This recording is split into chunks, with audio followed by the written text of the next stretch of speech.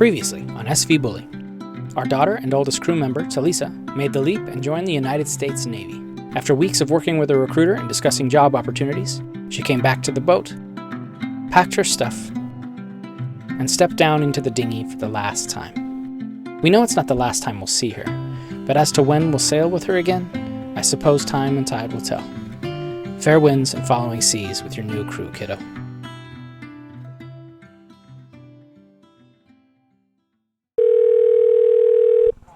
Hello. Hello, I arrived safely. There should be a letter at my mate's house in about a week. Alrighty, you got this. Yeah, okay. Good job. Love you. Love you too. See ya. See ya.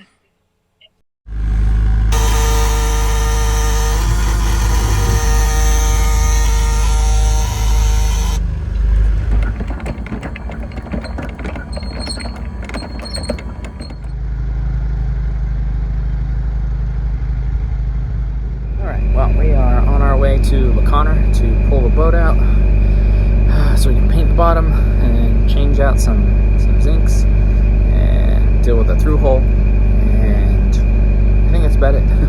So we're on our way there. Pull the boat out tomorrow. Right.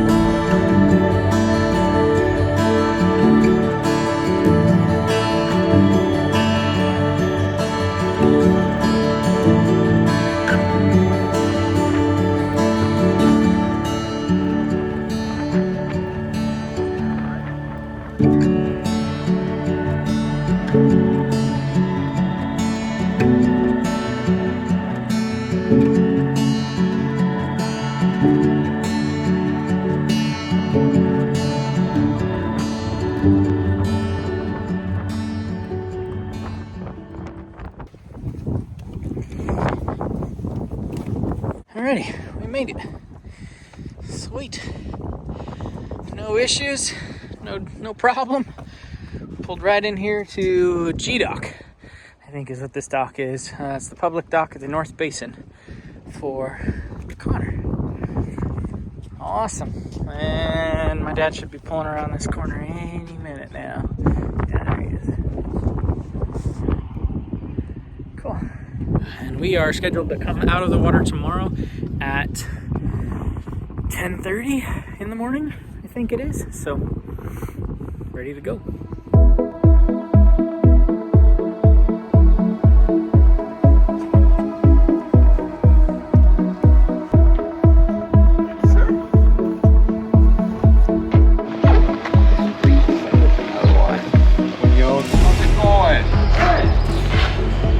Oh, she's a beauty.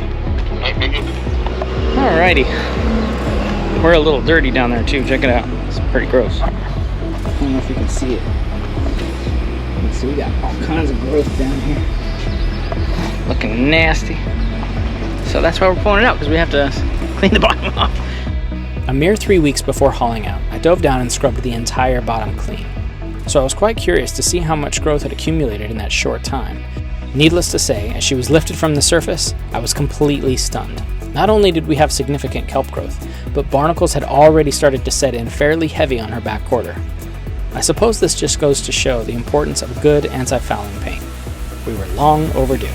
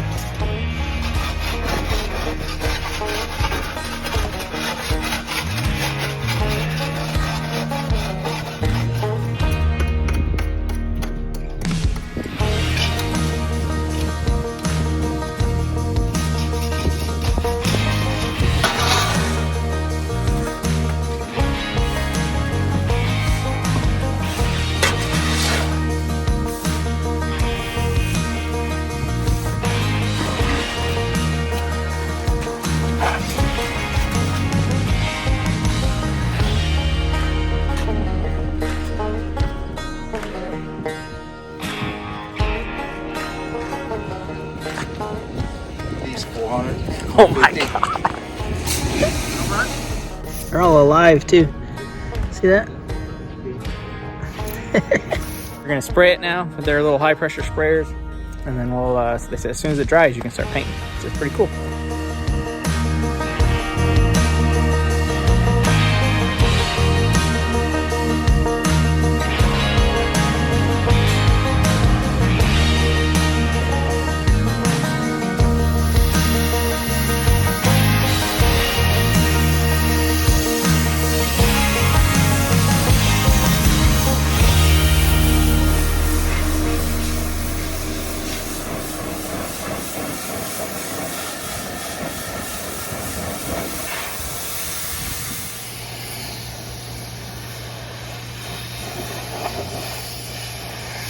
Okay, well, we're headed over. We're gonna see if they're done spraying it down, so we can get at least get our supplies up there and get started.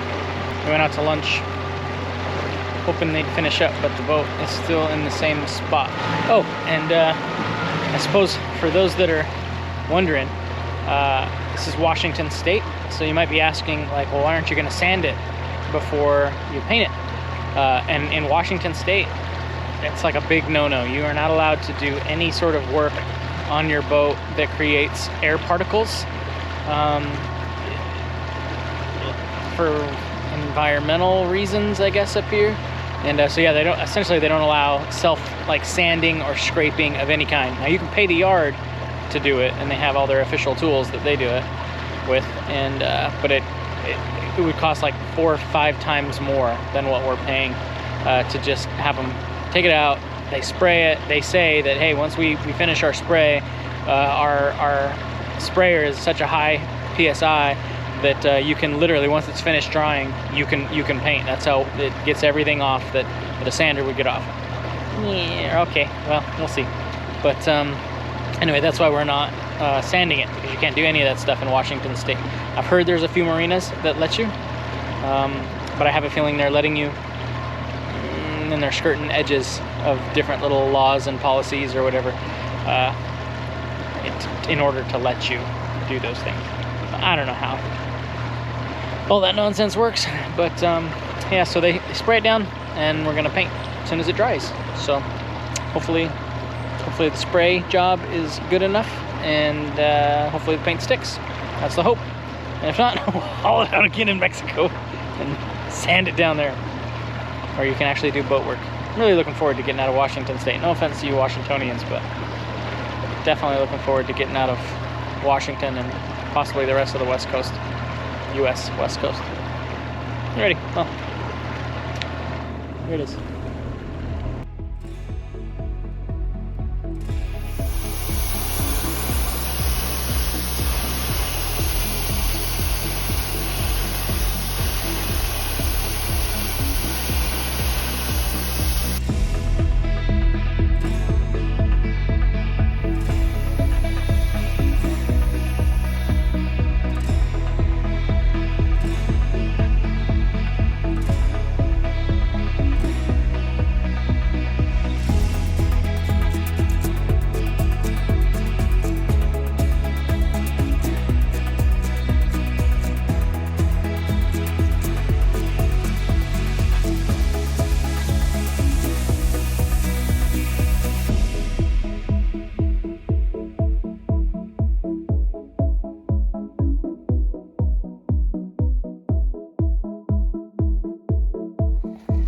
Good already, huh? Yeah. What's up, man?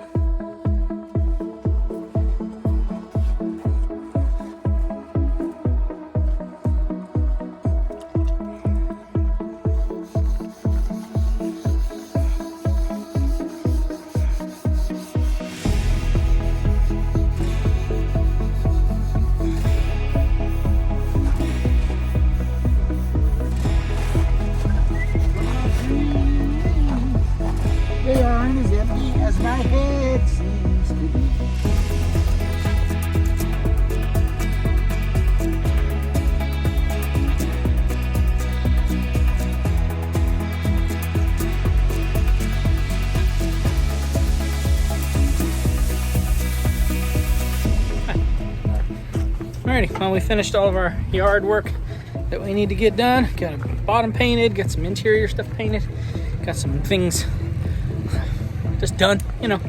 Anyway, but we can't get out until Monday, which is gonna be kind of interesting because there's like a negative 3-foot tide on Monday when they want to launch us. So I'm gonna tell them, like, see if we can push it back a few hours, let that water come back up.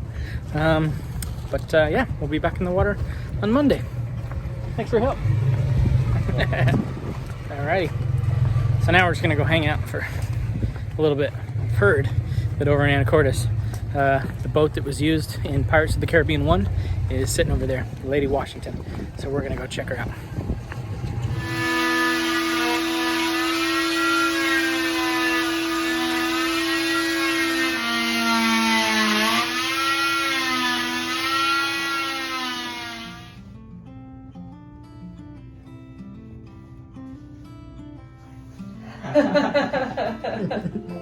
No, really? Keep it?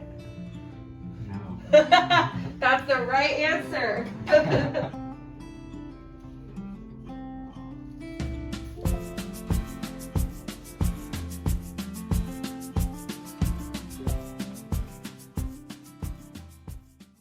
Looks like they got her out on the end of B-Dock. So we're headed out here, and for those of you that don't know, this particular ship was built right here in Washington. I think by like one of the sort of maritime college university, you know, classes or whatever. And anyway, yeah, they built it, and it was used in this movie. Hey! You don't have permission to be aboard there, mate. I'm sorry, it's such a pretty boat.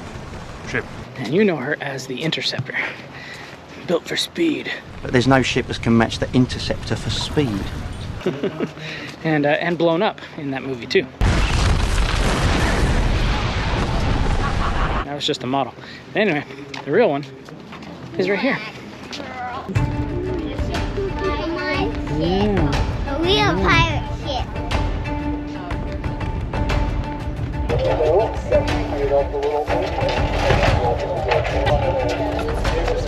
Thank you very much. You're welcome.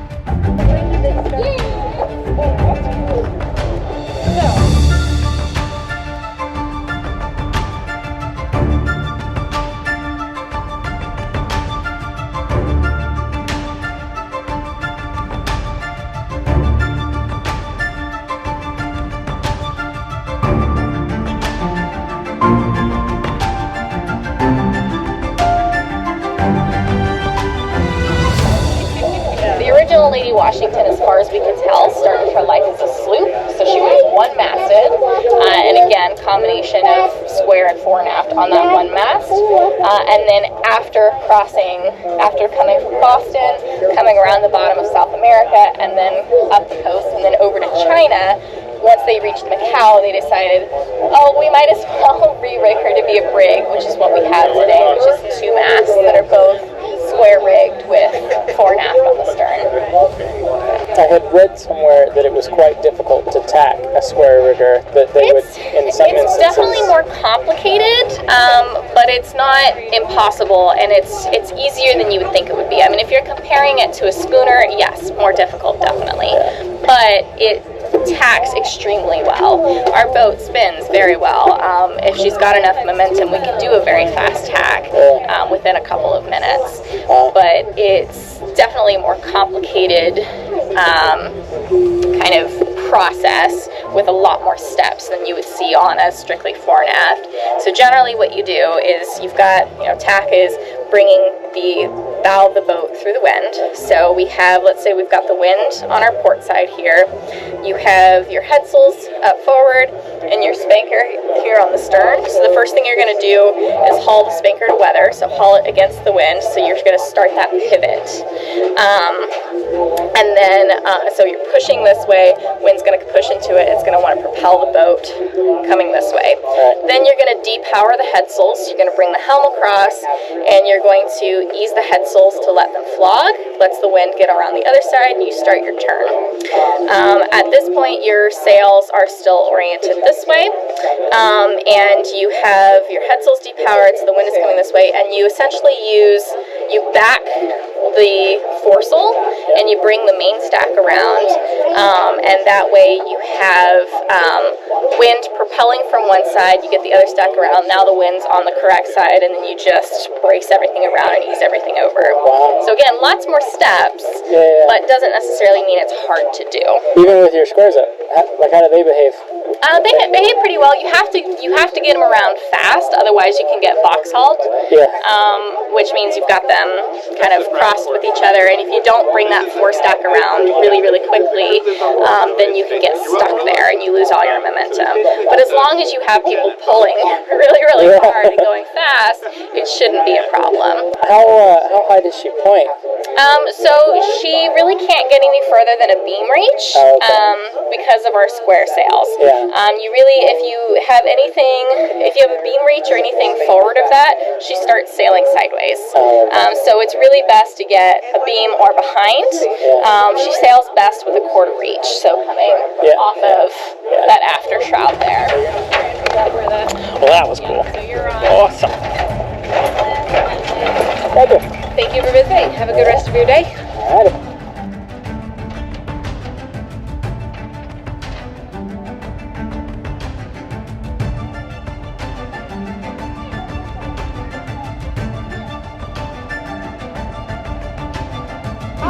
Make ready, dock lines. Roving thunder fore and aft. Moving thunder fore and aft. That's up.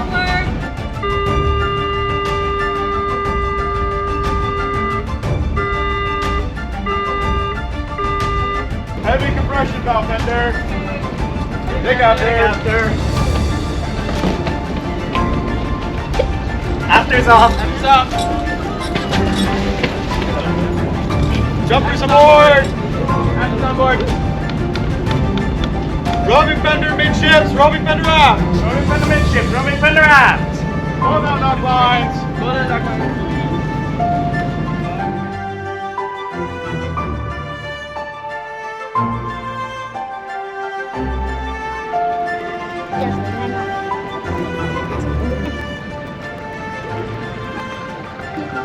That's pretty cool. Pretty cool. That's what do you guys big. think?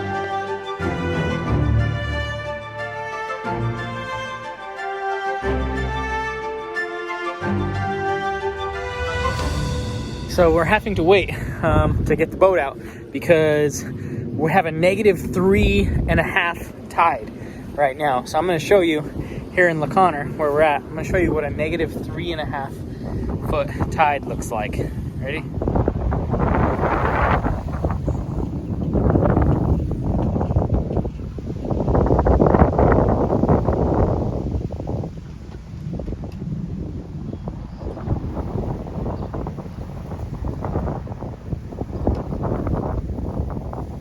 So yeah, the boats are on the ground right now, which is crazy. So I think right at the lift, the 100-ton lift where they're gonna put us in, it's a little deeper obviously, because they dredge it out because they know they're pulling big boats in and out right there. But at -3.5, it's not happening. So they were like, dude, we're gonna push you back till from 10 o'clock to, oh, sorry about the wind. They're gonna push you from 10 o'clock till like 3:30. So at 3:30, it's coming back up. It's at 0, and then it just keeps going up from there, which is good. So, anyway.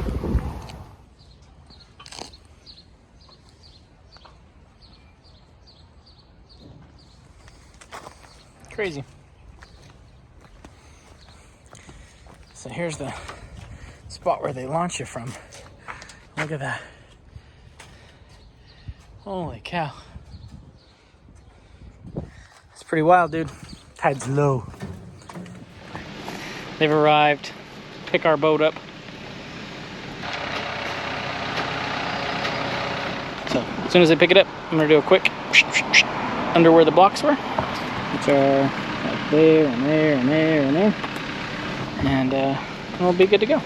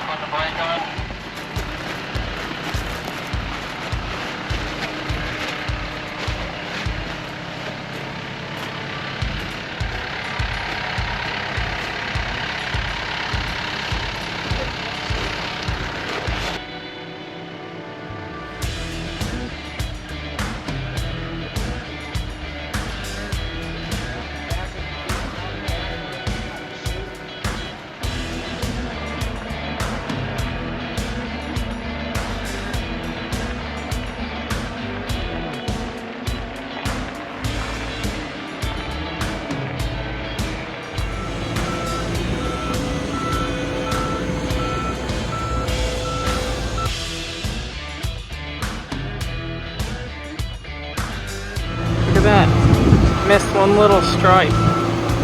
What an idiot.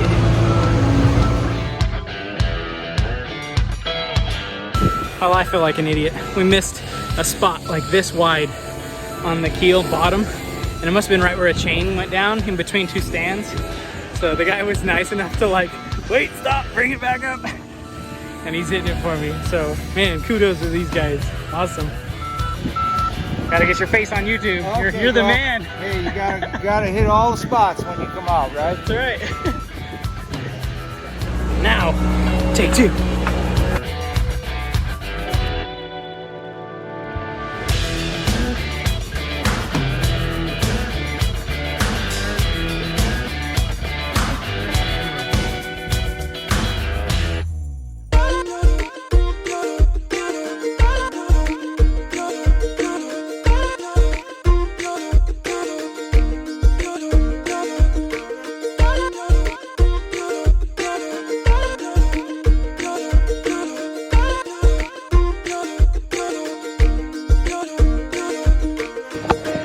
Okay, I don't know if you saw that little docking maneuver. That was freaking terrifying. The current is like still rushing south in here, and so I was like, all right, I'm gonna try to turn wide. And so I got out there as far as I felt like I was comfortable getting out there, and then hard port all the way over, kind of throttled to give me some push, and the wind was just like gliding me sideways, you know. I was slipping bad. And I'm like, oh my God, I'm committed to this now. And I'm watching the dock get closer and closer. I'm like, I'm gonna hit the dock going really fast. So I'm like, what do I do? Like, I can't just uncommit from it. So I'm like, well, wait a minute. Okay, I throttled down, popped into neutral, popped in reverse, kind of throttled up just to slow me a little bit, making all kinds of stupid sound effects. And somehow, like, I just sort of kind of drifted and just kind of stopped my forward momentum, and then forward again hard, and then tapped the bow thruster a little bit, try to push my bow over, and slipped right in here like freaking Captain Ron. Almost like I knew what I was doing, which I 100% didn't. But we got on here good, which is to help me and my little boys here. Not my little boys, they're my big boys now, man. 13 and 15, growing up. Anyway, I'm glad you guys got that. I'm glad I got that on film, because I was like, oh my God, we're gonna die.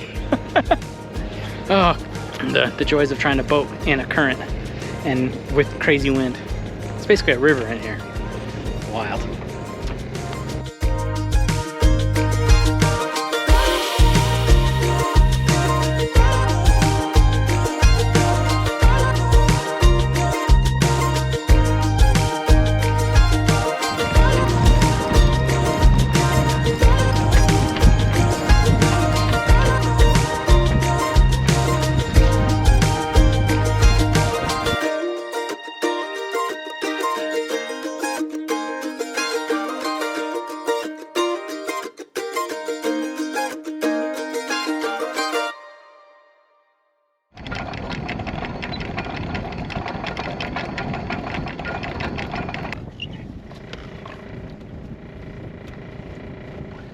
Good job, man.